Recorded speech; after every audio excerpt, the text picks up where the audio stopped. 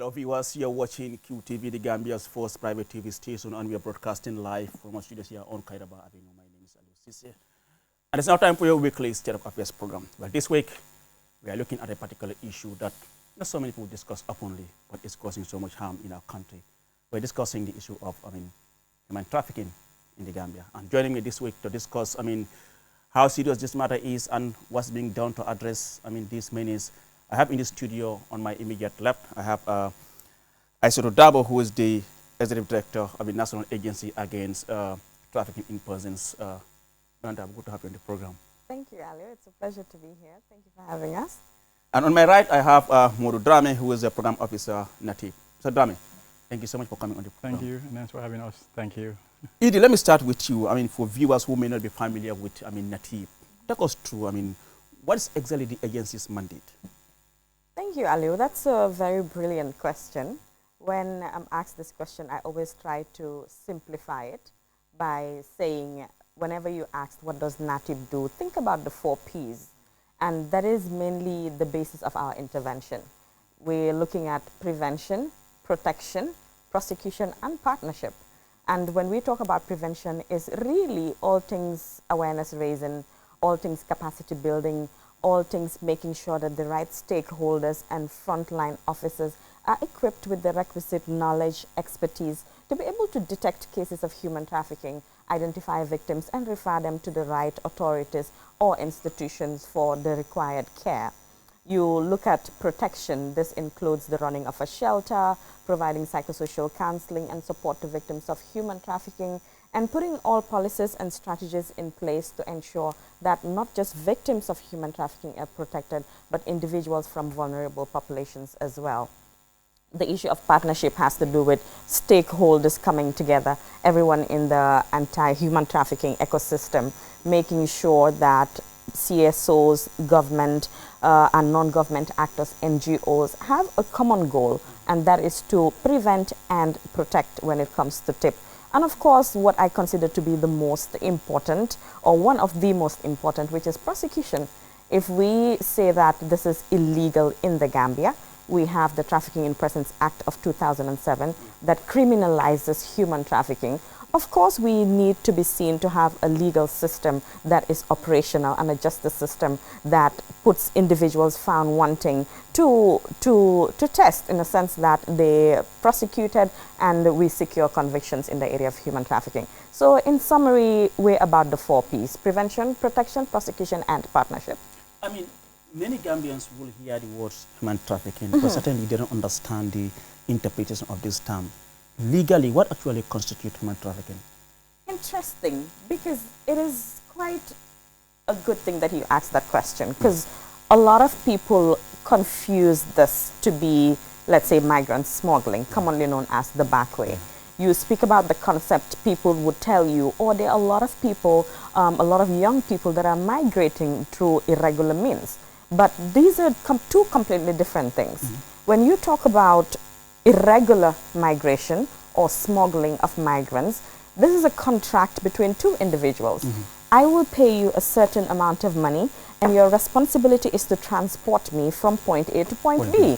When I get to point B, what happens there is entirely up to me and not the interference or dealings of the person that had trafficked you.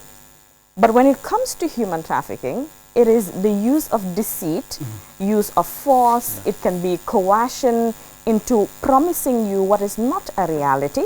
You may be recruited, you may be transported, you may be harbored, you may be transferred, and at the end of the day, the ultimate objective of doing that is to exploit you. So one is a contract, the other is forcefully having someone do something against their will or deceiving them into believing what is not the reality for the sole purpose of your own gain and at the detriment or to the detriment of the other individual that has been deceived. So it is quite important for people to understand that trafficking in itself can manifest in various ways. What appears to be a very legitimate job opportunity can be a plot to exploit you. What appears to be a very good opportunity for you to be a professional in sports can actually be a start of a trafficking case.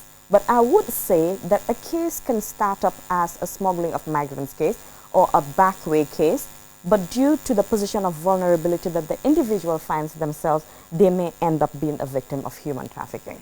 And Mr. Drami, you've had Dabo, explains, the mandate of the agency. She spoke about the 4 Ps, the prevention, the prosecution, the partnership, and all that.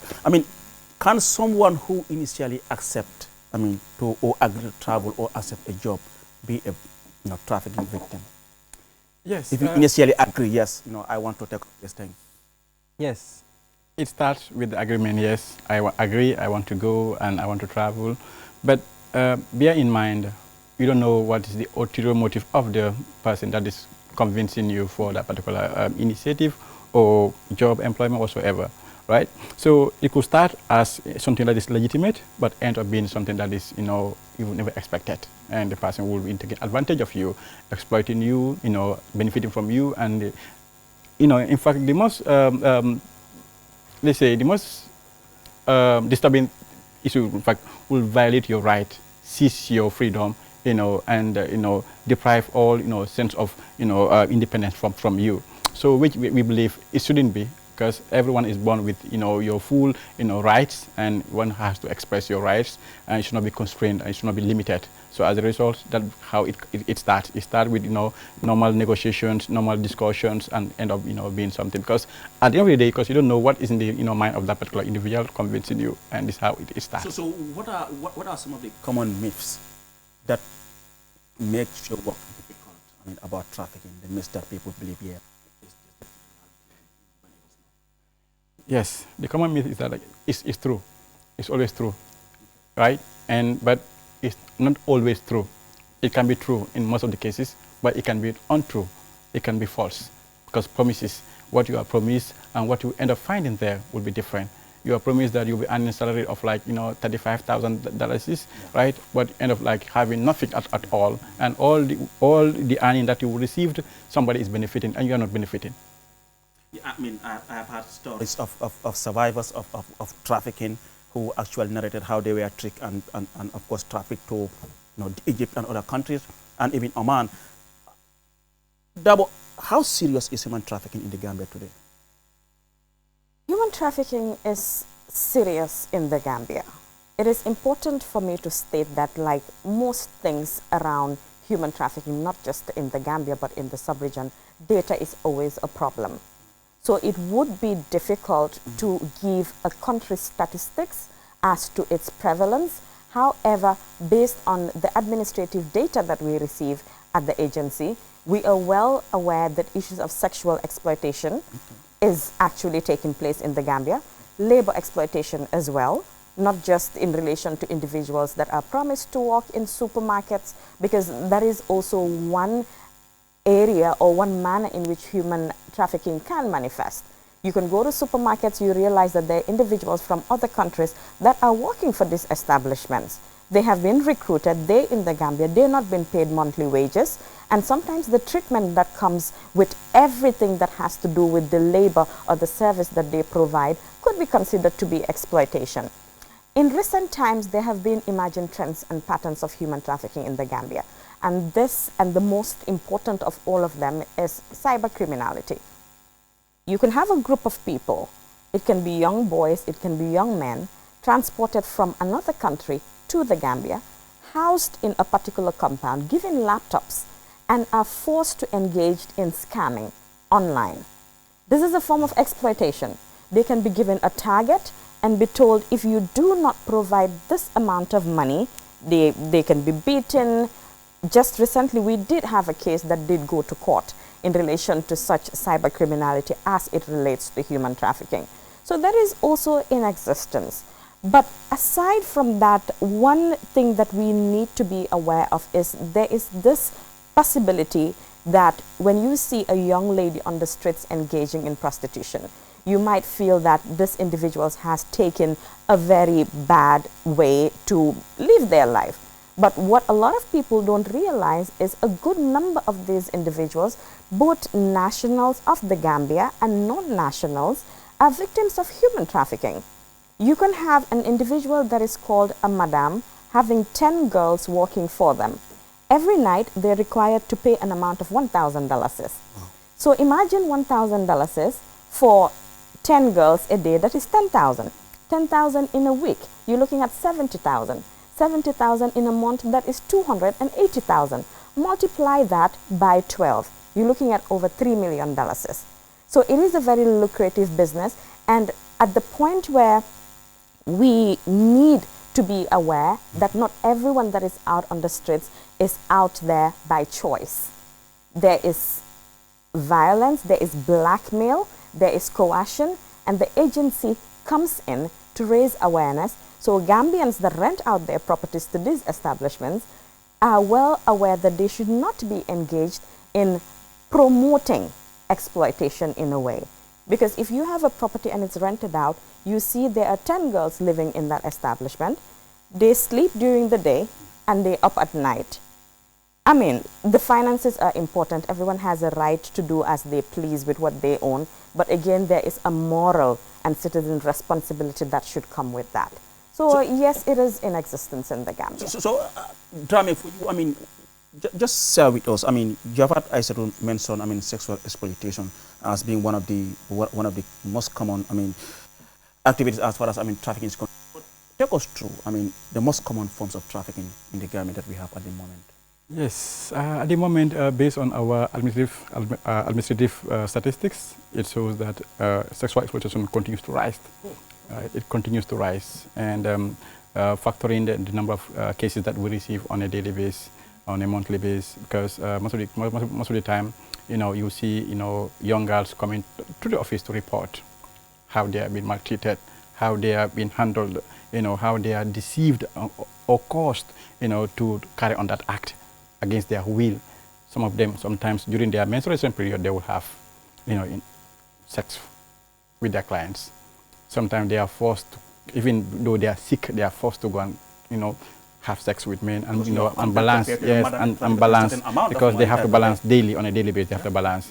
And sometimes even during their periods, they use substance inside them to block the fluid from, penetrating or coming out from them, so that they can engage in this activity to raise that money to pay their madam, to balance them so they can have their independence. In short, it's like they're buying their freedom, which shouldn't be the case.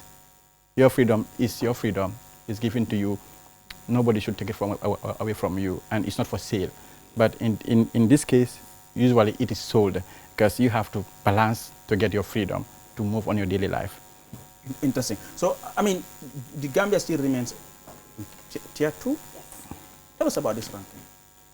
This ranking is a system that is set up by the United States Department based on their TVPA law, which requires them to rank 188 countries based on their efforts to fight human trafficking. So the test is mainly whether any country has attained the minimum standard that is required to fight human trafficking.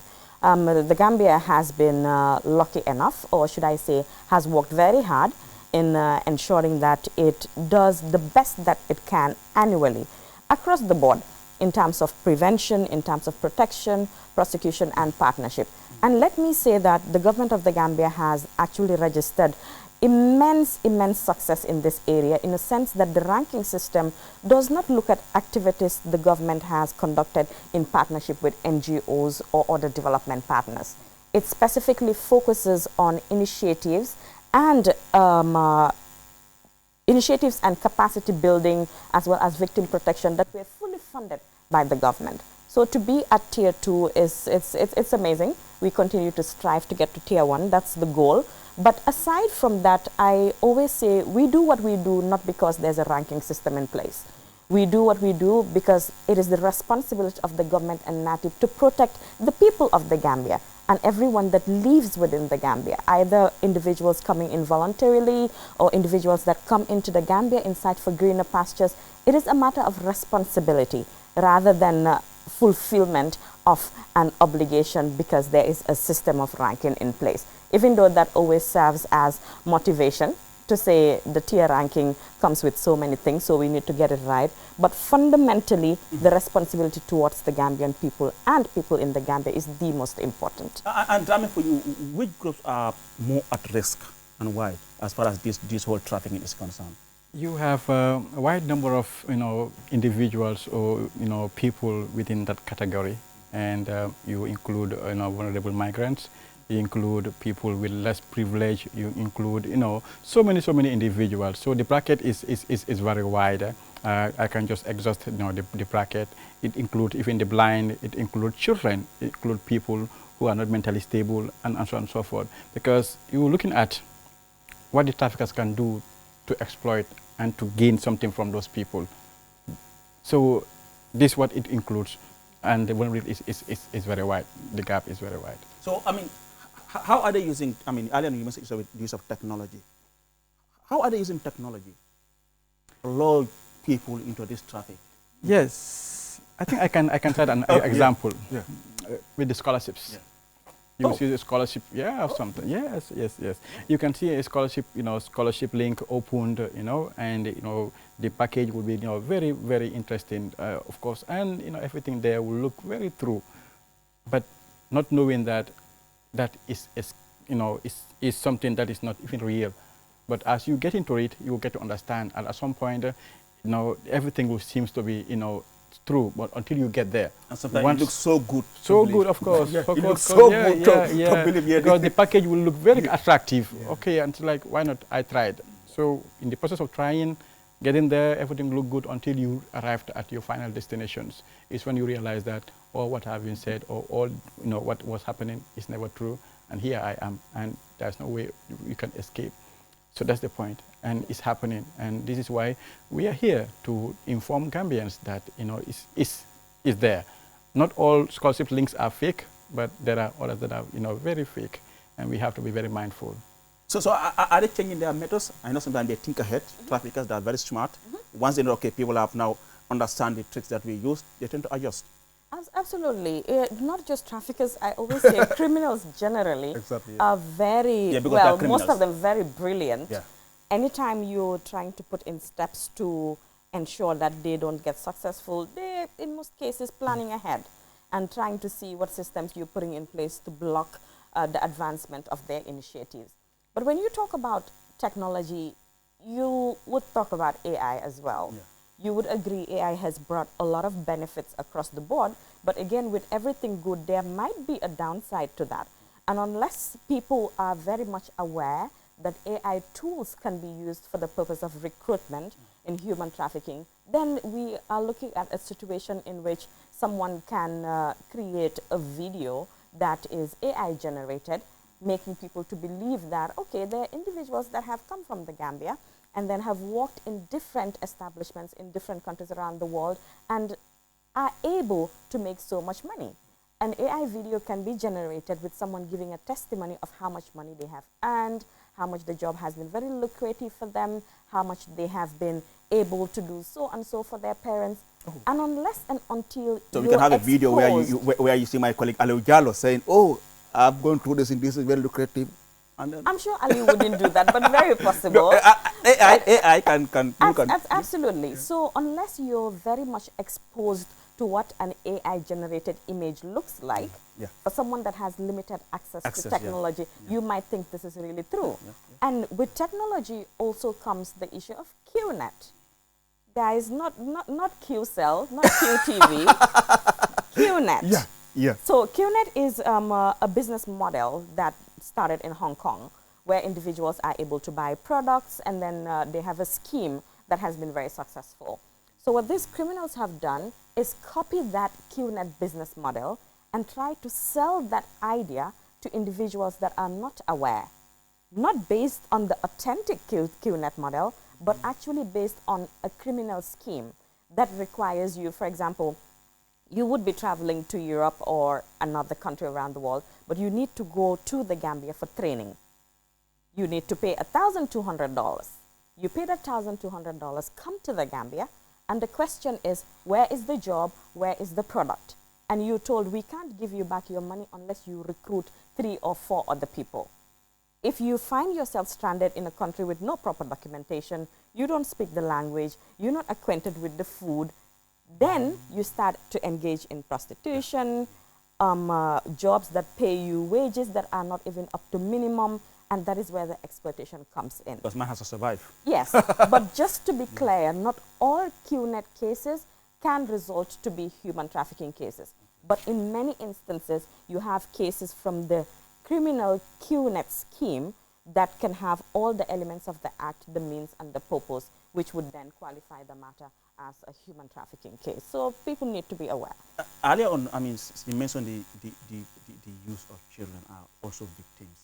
I want to know, why children? Why are they using children? Right from this stage. You talked about it's your forced labor and all that. Yeah. Why? Right from this stage, I think UN was very intentional. They know why children, because children are the most vulnerable, children, women, and children. If you look at the Palermo Protocol, it was suppressing. And, you know, that is also protecting children and women, because these are the most vulnerable population. These are the people that you can talk to and they will just do as you said.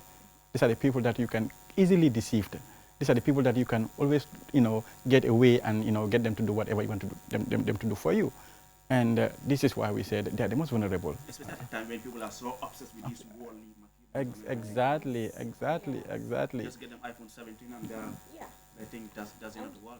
I believe there's an element of cheap labor as well. When you get children to work, you can easily manipulate them. You don't have to pay as much compared to when you get a professional to do the job. So that is also, I believe, one of the very things that would attract people to getting children to work. So how do they use them? Do they deploy them to go and work on their behalf or what? Yes, they will take them as, you know, as their parents, you know, being care for them. But at some point, how they are controlled, how they are taken to the job, how they handle the job. Sometimes you see all sort of, you know, coercion, all sort of force, beating, you know, molestation, and everything around that, asking them to do the job. Sometimes even they are feeding, they have a constraint because what they are given to eat will not be even sufficient, right? And giving a children a job that he or she can't handle. So this is what, you know, constitutes exploitation, because the children has, of course, a limit that he or she can take care of, right? And if it goes beyond that, it's something that will harm the children. It's something that can kill the children. It's something that, you know, so dangerous. The children shouldn't. But like my doctor said, most of them want to have, you know, cheaper, you know, way of, you know, getting things done by using children just to get a higher return. How about still begging? Still begging. We saw not long ago there was a particular incident around Rusugi, that Dara school. The issue of street children is one that can fall under different categories, because we need to remember that not only is the Trafficking in Persons Act a legal instrument that criminalizes trafficking, but you also have other laws such as the Children's Act that sets the standard for light work for children at 16. So in relation to street begging, there are so many factors that need to be considered. What is the extent? What is the degree? What is the nature of the involvement of such street begging? To what extent would you consider that to be exploitation? So there has to be considerations on some of these issues, and you can have a case of street begging that is not necessarily a case of trafficking in person. So that has to do with the broader topic of social protection, child care, and all of that. But it is very possible that a child, not even just a child, an adult as well. We have seen that happen in other countries, and there's nothing to show that it may not happen in the Gambia, where individuals that are disabled or have some sort of a handicap in one way or the other, if that's the right term to use, they would be put out on the streets to beg. And at the end of the day, what they collect is not for them, but it's for the individual that has mobilized them to be out there to get these resources by begging. So depending on the elements, as I said, for it to be trafficking, there has to be an element of an act, a means, and a purpose. If the issue of street begging, be it a child or an adult, ticks all those boxes, then we would be dealing with the issue of human trafficking. But Momadou mentioned something very important, and that was the issue of getting children to work because that is easy. I want to point out the fact that quite recently some people may have seen that NATIP had rescued a number of children that were working at a construction site.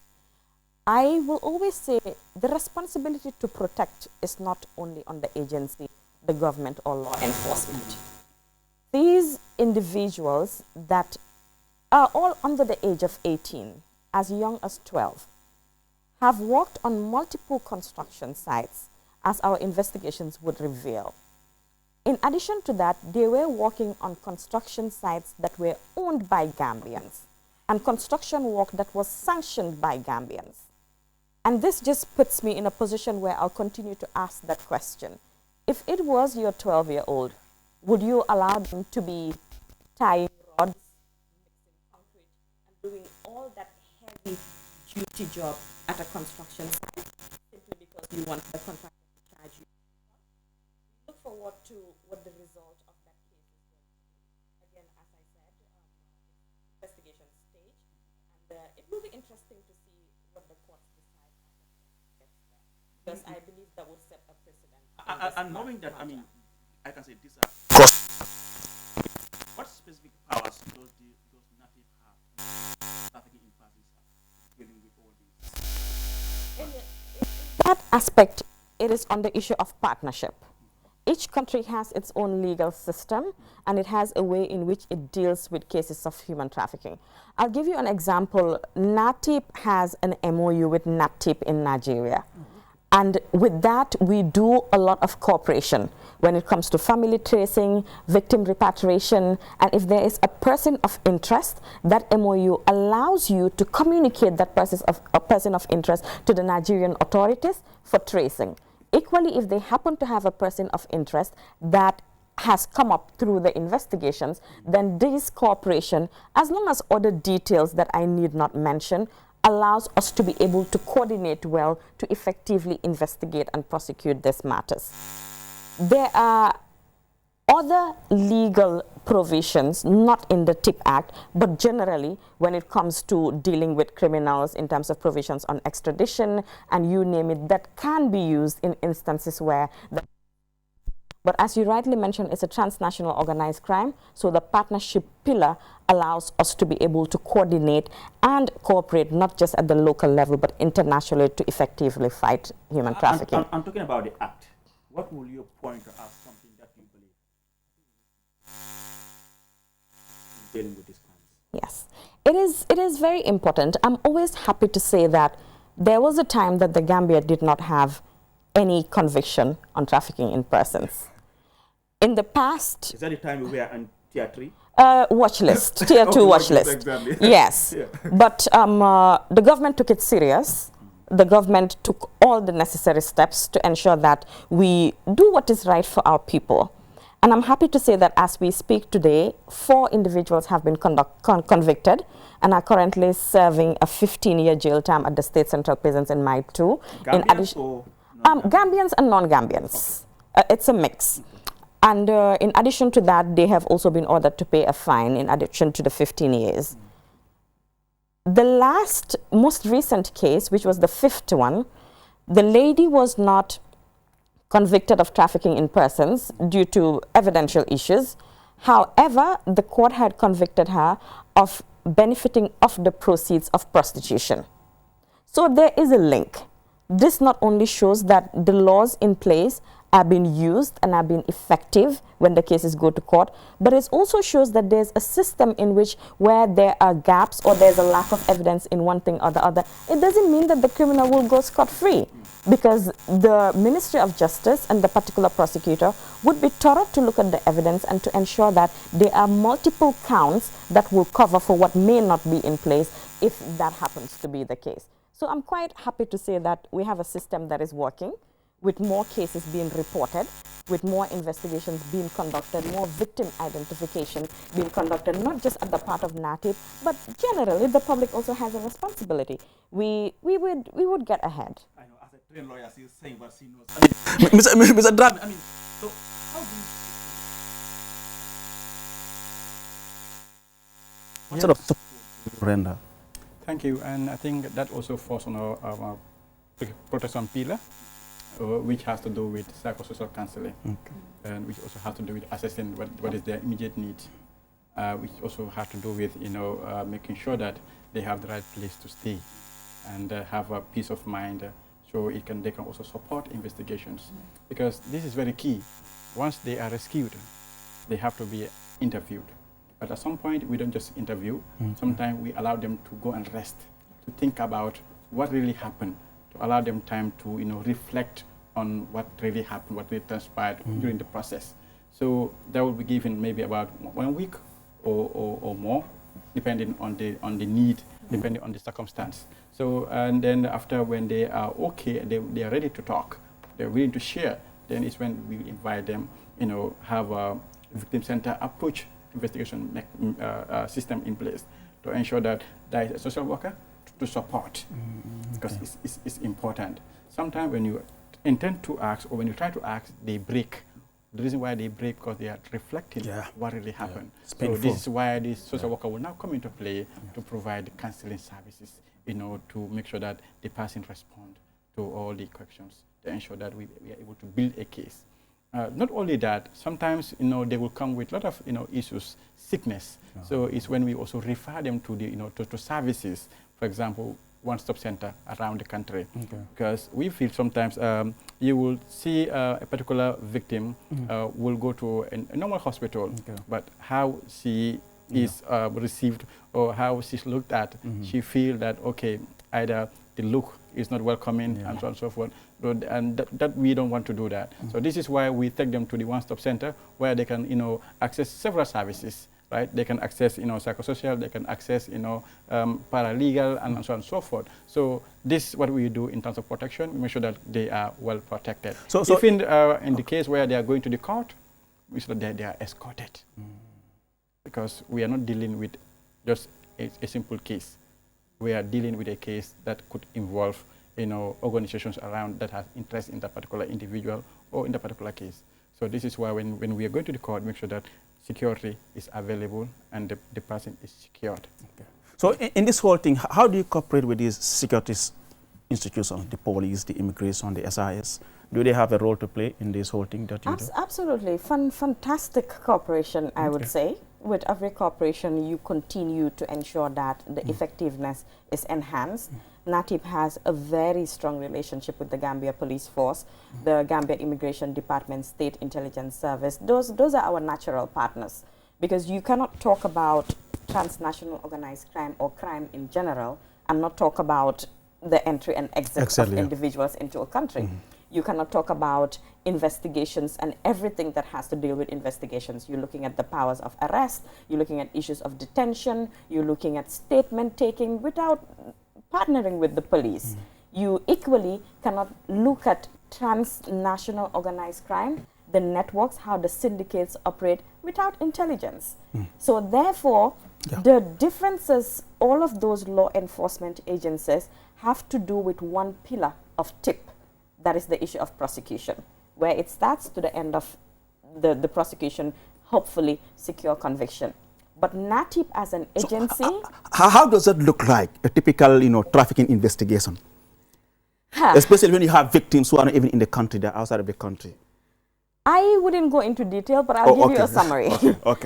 So firstly, you would identify. So when you identify a victim, that is the first step. Because probably some of them are watching, so you would want to give them, I understand. Well, I'll do a summary. It's not harmful, that's fine. So you identify, and after identification is conducted, you need to conduct a screening. When the victim is screened, then you would be able to determine whether this is really a typical TIP case or not. If it's not a typical TIP case, then you would refer to the appropriate service. If it's a TIP case, then you would look at the immediate needs of that particular victim. Because the priority is not criminal investigation, even though that is important. The stability and the state of mind of the victim is always the priority. So once you assess to see that they're okay, give them what they need, be it housing, be it shelter, take them to the hospital, then the investigations would start. What happens during the investigations, I don't think I am in a position to say. But once we believe that we have a prima facie case against an individual, and the Ministry of Justice confirms that through a legal opinion, then a bill of indictment is filed and the case proceeds to the High Court. She mentioned that, 5 convictions. For someone who's watching, you might think that is on the law, but it's a big achievement, right? It is. Exactly. It's a big achievement. So what have been the biggest obstacle to securing conviction in this country? We would say public not sometimes supporting, because I think what we do on a daily basis is to inform public, public to be aware, because we believe once you inform, you are preparing the public to understand the dynamics, to understand. Do you have a hotline where people can call? Yes, of course, we have a hotline. It's working? We have a hotline, and it's working. 24 hours? 24 hours. Okay. What's the number? 1123. Right now, even if you call, you will get you will get someone to receive your call and say, hello, how can we help? So it's 1123. Yeah, 1123. Yeah. Okay. Yeah. Okay.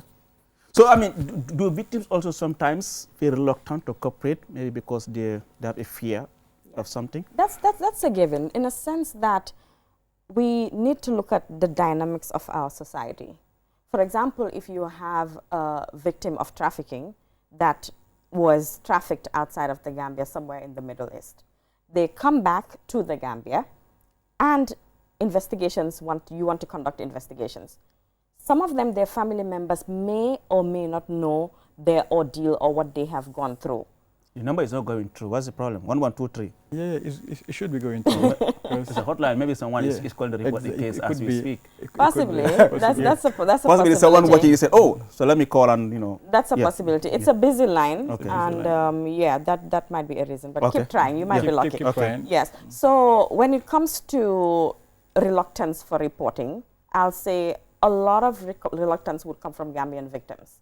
And that can be understandable. Stigma and all that. Yes, stigma, discrimination, misconception. Because someone can be exploited based on labor exploitation, but the perception is their exploitation was sexual in nature. And that may not necessarily be the case. And for a young woman, you can understand what that comes with in respect of your prospects to get married, society, you name it. So that is one obstacle. And another obstacle is the fact that a lot of these young girls, especially those that do not come from the Gambia and are trafficked from countries like, let's say, Nigeria into the Gambia, are made to take an oath. So a drop of your blood, some parts of your pubic hair, and you swear that whenever you disclose information that is at the detriment of the person that you're under their control, you will either go mad or you may lose your life. So you can imagine that fear spiritually can have a huge impact on an individual that you say, okay, we're investigating the matter, and this person might go to jail at the end of the day. So these are some of the challenges, but it is also important that the public reports cases that they suspect to be cases of human trafficking. We understand that the expertise may not be out there, but you don't need to confirm that it's a tip case. If you suspect, report, and we will do the job on our part to verify and do the necessary action where we need to. So do we have enough shelters and counseling service across the country? Because you mentioned that, I mean, how you help, survivors, currently we have only two government-run shelters, and one is at Bakote, and the one that is operated by NATIB, specific for victims of trafficking. Because why we have our own shelter? Because the need of our victims sometimes is different, and their behavior can be also different. And you might run in a situation where you put them together with other victims. The chances of having a lot of issues is very likely. So this is why we intend to have our own shelter, which we established, and now it's up and running, and we have currently our victims hosted there.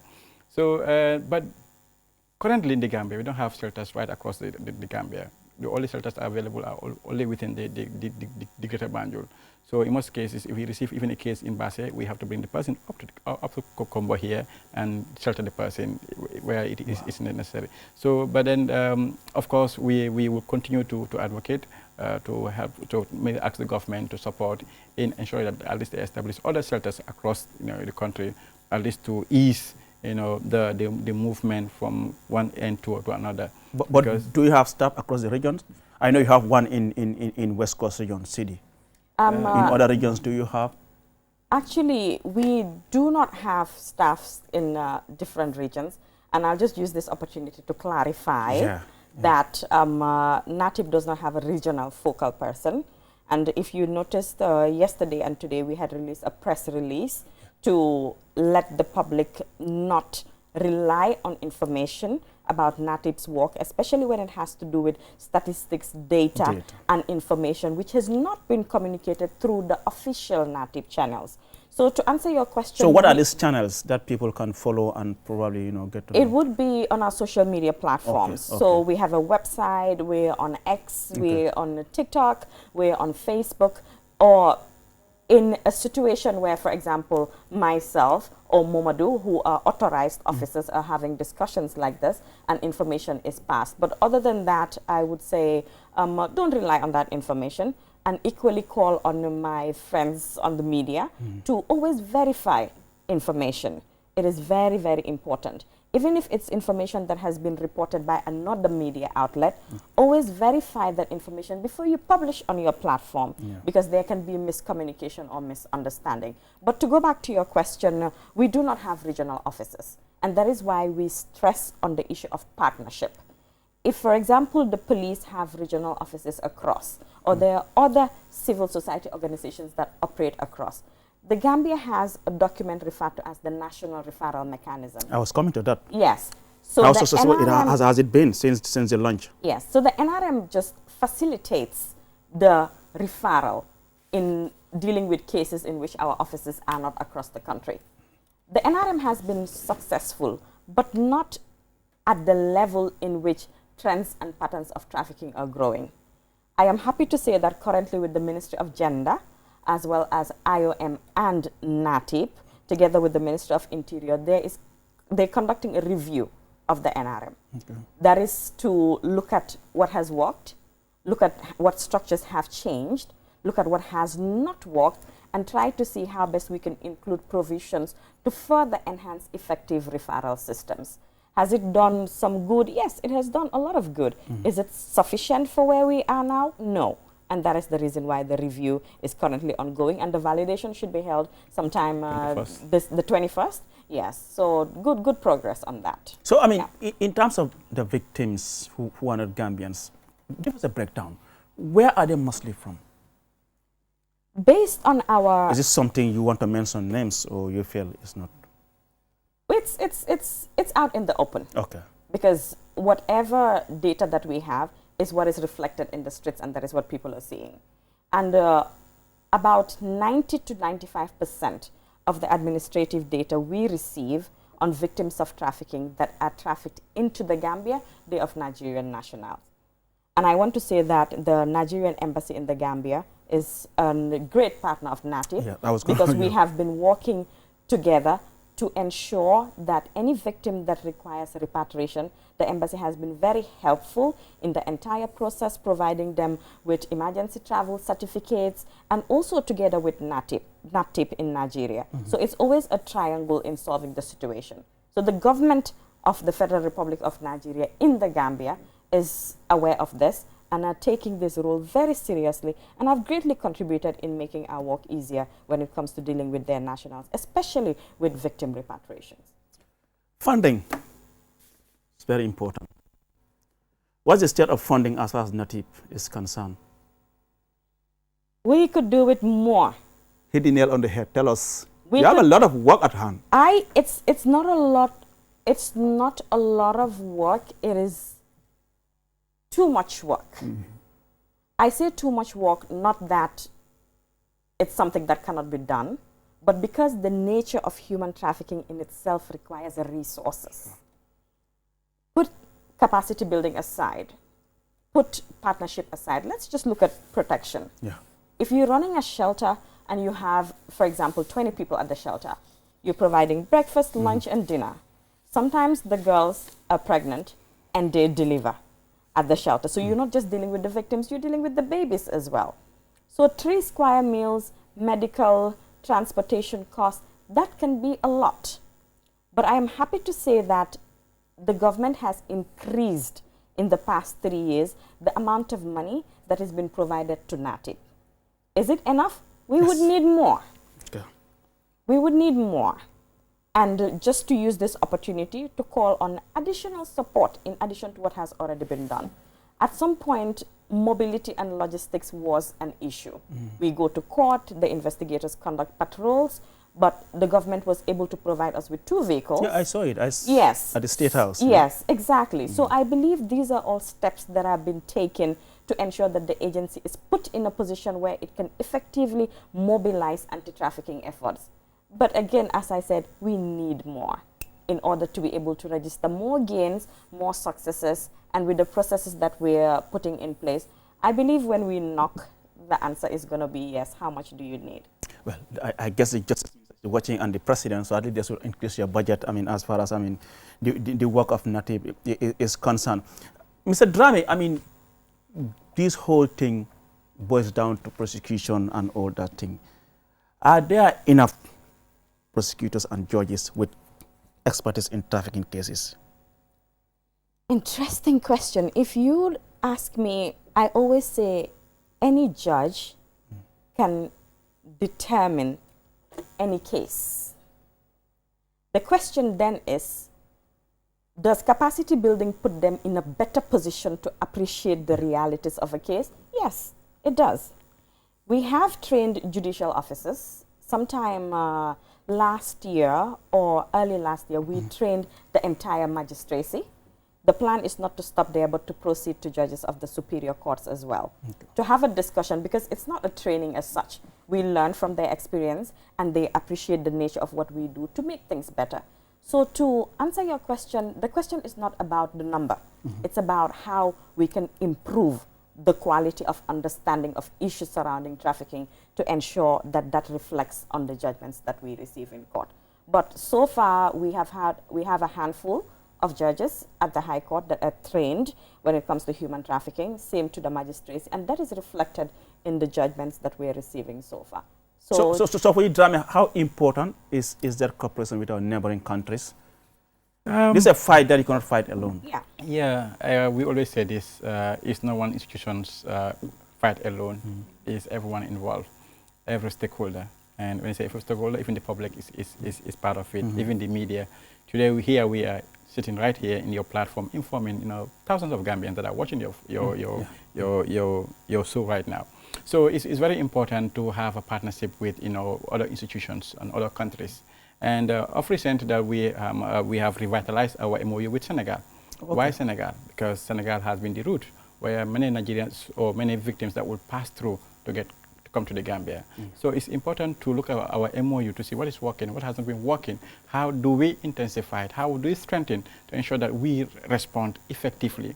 So if Senegal is able to cope before they enter the Gambia, then we have less work to do. So this is why we went to Senegal some time ago, around let's say last year, December. Yeah. So we revitalized our MOU, and we are looking forward to having a lot of activities together with them, a lot of capacity building, awareness raising campaign, joint, press communications, and so on and so forth. So this has been even Nigeria as well, like my director mentioned earlier here, is very important, is very vital, because it has been very helpful. We were able to repatriate so many victims. Nigeria Embassy, NATIB, and NAPTIB. So this triangle has been working effectively. At some point, some victims wouldn't want to continue with their case. They want to go back. They are homesick. Yeah. So we have to expedite the process so they can get back to their family, reunite. So it's through that MOU we are able to do that, because we have to make sure that we establish channel of communication, communicate to the right persons, because it's not going to communicate to everyone, to anyone, but it has to be someone who knows what we are dealing with, so they can also provide the same protection that we are providing at the Gambia here to Nigeria. So when they reach there, they were able to trace their family, establish the link, and then reunite them. So do you think enough is being done to educate Gambians about trafficking? It can never be enough. Again, as I said, any awareness raising campaign has huge budgetary implications, especially when the issue of social protection is one thing that has to cover the entire country. Yeah. We're doing the best that we can with the resources available and with the support of our partners. I am happy to say that the capacity building and the awareness raising, it's not just within the communities. We have traveled as far as Farafenye, Basse, Nyamana, Sabi, Nyamanari. Nyamanari. Yeah. Nyamanari, thank you for that. To conduct awareness raising campaign, and also not that, but other issues that are related to investigations in these areas, because we appreciate the fact that those can potentially be vulnerable communities as well. Yeah. And when the traffickers realize that the focus is within the Greater Banjul area, they tend to migrate and run their operations otherwise. Yeah. So we're not only stopping at that, but also building the capacity of law enforcement officers. Last year, we trained an entire batch of Intake 15 from the Gambia Immigration Department, and the total number was 250 officers. So imagine if 250 officers are spread across different points of entry and exit. That has helped in the issue of victim identification. But again, when the officers get rotated, this puts us in a position where we continually need to train more officers, not just immigration, but law enforcement across the board. So with everything that we're doing, more needs to be done because the issue is not stopping or doesn't seem to stop anytime soon. So it's a question of more resource mobilization and coordination to get to where we want to. So what are your priorities under the new National Action Plan? Victim protection, very, very, very important. Mamadou, we've had a discussion about this on numerous occasions. Victim protection, reintegration. These are very, very important. I always say when individuals return, either they're migrants or they're victims of trafficking, it's easy to give them a token of money to say start a business. But our focus really is to equip them with the right skills to be able to not only start the business, but sustain it, to be able to reinvest the proceeds. Some of them may not want to be engaged in business. Some of them want to go back to school. So resources to ensure that we're not only prosecuting cases, but the support that we're providing to victims to get back to where they were, some form of restitution in a way, is effective. And there's a system in which anyone could say, 5 years ago, this is not where I was. And this comes with a lot. It comes with counseling. Because I always say, before you're okay down on your pockets, you need to be okay up here.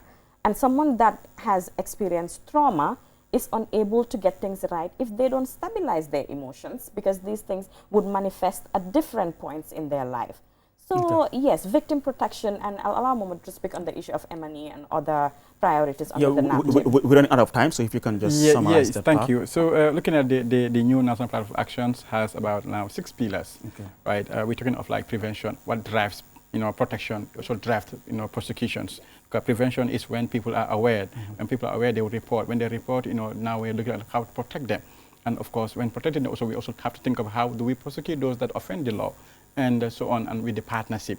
So again, we also have an issue of like having data, having data to inform policy decisions, to inform directions that we're heading, but also to monitor and also evaluate the gains and that have registered. What challenges do we still face? So this will be very vital to help us to understand where we are and where we want to head at or where we want to be. So when the M&E is effective, then our response will be determined. We will know where the faults, we will know where the challenges are. Then we focus in addressing those challenges to ensure that we effectively address this issue. So directly, if you could make a recommendation, 3 recommendations to government as we speak, what will they be? One, immediate actions to the government. Continue to make TIP a priority, because the government does see TIP issues as a priority. Continue that. 2 would be, in the process of resource mobilization, continue to invest in anti-trafficking efforts, because that not only protects victims, but it protects the society at large. When you talk about issues of scamming coming up and they're related to TIP, that becomes a problem. And that, to an extent, can be an issue of national security. And thirdly, would be not just for NATIP, but all other social protection structures, make that a priority just as everything else is. These would be my 3 most important. 30th July is the day against trafficking in persons. Yes. Do you have any plan? Do you plan to organize anything? Yes. To mark the day? What is that? Yes. So we have a series of activities that are planned to commemorate the World Day. Annually, the government of the Gambia will commemorate the World Day through NATIP. So this day is as a day to be in solidarity with the survivors. And this media engagement is also part engagement, of it. It's a month-long a panel discussions that will also involve government officials, international partners, and so on and so forth, in the same platform to discuss about our anti-trafficking initiatives, the challenges, partnership, protection, and so on and so forth. So again, we also have a community engagement to inform the community, because it should be a continuous issue, like my director stated earlier, because we have to get to the community to educate them, That way, we are also reducing vulnerability, because once they are informed, then they will be able to know how to, at least, report such issues. Again, we also have a football competition targeting, under 17, because now traffickers are now using football as a mean to, lure, young, talented footballers. Yeah. So it's important also to use football as a mean to send messages to young footballers to understand that trafficking has now been, used as a weapon to lure them, and to, of course, we will also have what called another dialogue, intercommunal dialogue that we intend to have at Bilkama to discuss among the stakeholders, community members, to understand what would be community recommendations, community actions to support the agencies and support other institutions to address illegal migrations and trafficking in persons. Thank you so much, Momadou Dramé, Program Officer NATIP, and Executive Director Aissatou Dabo. Thank you so much for coming on the program. And this is something that we should continue discussing, because issue of trafficking persons is something that the media should should really take the lead in ensuring that people are well sensitized to understand. The signs that they should look out for, because anyone can be a victim, and we shouldn't wait until it happens. So the media, please reach out to them, engage them on your platforms, and let's keep amplifying the campaign. Well, viewers, with that we bring an end to this week's edition of your weekly State of Affairs. I was your host, Aliou Cissé. Do join us next week. Until then, bye-bye from me and the entire team.